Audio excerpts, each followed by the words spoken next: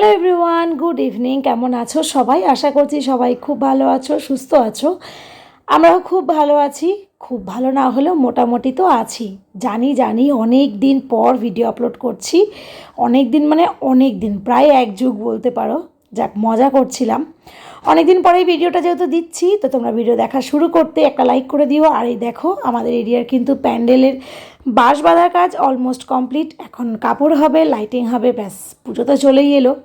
কিন্তু কি জানো তো, আমাদের এখনও পুজোর শপিংটাই হয়নি। শপিং হয়নি বলতে শুধু অষ্টমীতে আমরা যেটা পরবো, জানি না আদৌ সেটা পরা হবে কি না।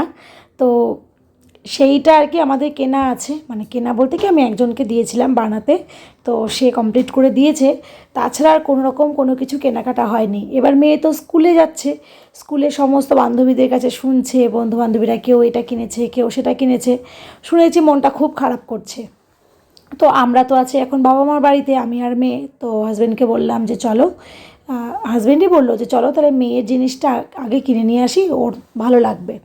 সেই মতো বেরিয়েছি। আমার চোখ মুখগুলো ইগনোর করো, মন মাইন্ড শরীর কোনোটাই ঠিকঠাক নেই, ভীষণ টায়ার্ড সব দিক থেকে। বুঝতেই পারছো, পুজোর বাজার করতে বেরিয়েছি, কোনো রকম এক্সাইটমেন্ট নেই, ফেস দেখে তো বুঝতেই পারছো। একটা লিপ বামও ঠোঁটে লাগাইনি, মানে সেই এনার্জিটাই নেই। যাই হোক, সেগুলো তো ঘটতেই থাকবে, আগে মেয়ের জন্য কিছু একটা কিনি। আর মেয়ে এই যে ফার্স্টে ট্রেন্ডে এসেছিলাম আমরা, ট্রেন্ডসে সরি। তো সেখানে এসে এখানে বিভিন্ন অ্যাক্সেসরিজগুলো দেখছিল, ওই কানের টানেরগুলো, বলছে মা তুমি এগুলো নেবে? আমি বলছি না বাবা, আমার যেটুকু আছে হয়ে যাবে। আর দুর্গাপুজো মানে তো একটু একটু ঘরে সবার যেটুকু সোনা গয়না থাকে, আমরা মেয়েরা তো পরি, তো সেগুলো দিয়ে হয়ে যাবে, আমার এগুলো লাগবে না। তো এই একটা ড্রেস অনেক বাছার পরে সিলেক্ট করেছিলাম। জানি না কেন ট্রেন্ডসের কালেকশানগুলো আমার একদম ভালো লাগছিল না। খুব লিমিটেড, খুবই লিমিটেড কালেকশান ছিল। আর তার মধ্যে ট্রেন্ডসের জামা কাপড়ের দাম তো জানোই, অবশ্যই কোয়ালিটিটাও ভ্যারি করে। তারপরেও কেন জানি না আমার কিছুতেই ভালো লাগছিল না। তো সেই জন্য আর কি বেরিয়ে যাচ্ছিলাম, অন্য একটা জায়গায় যাব ভাবছিলাম। তো সেই জন্য এই যে বেরিয়ে এসেছি। অন্যান্য যা কালেকশান আছে, কিন্তু বাচ্চাদের মানে সেকশনটাই এত কম কেন বুঝতে পারলাম না। দিয়ে সেদিন তো আর কেনাকাটা করা পসিবল হয়নি, হাজব্যান্ডের বেশ কিছু কাজ ছিল। তো কান্নাকাটি করে মেয়েকে নিয়ে তো বাড়ি এসেছি, মানে আমি আমার বাবার বাড়িতে ছিলাম। এটা তার পরের দিনের ভিডিও। ওকে নিয়ে গেছিলাম সুইমিংয়ে, এটা শনিবারের ভিডিও। তো সুইমিংয়ে এসেছিলো, এবার কথা ছিল এখান থেকে আমরা ওকে নিয়ে যাব ফাইনালি ওর জামা কাপড় কিনতে। আজকে আমি বলেছি যত রাতই হোক বাবা, তোর জামা কাপড় আজকে হবেই, এই বলেই নিয়ে এসেছি। আর রাস্তাঘাটে এত জ্যাম, যেহেতু চারিদিকে প্যান্ডেল ফ্যান্ডেল হচ্ছে। এই যে এইগুলো দেখো, প্রায় কাজ শেষের দিকে, এগুলো দেখলে একটা আলাদাই শান্তি লাগে, তাই না?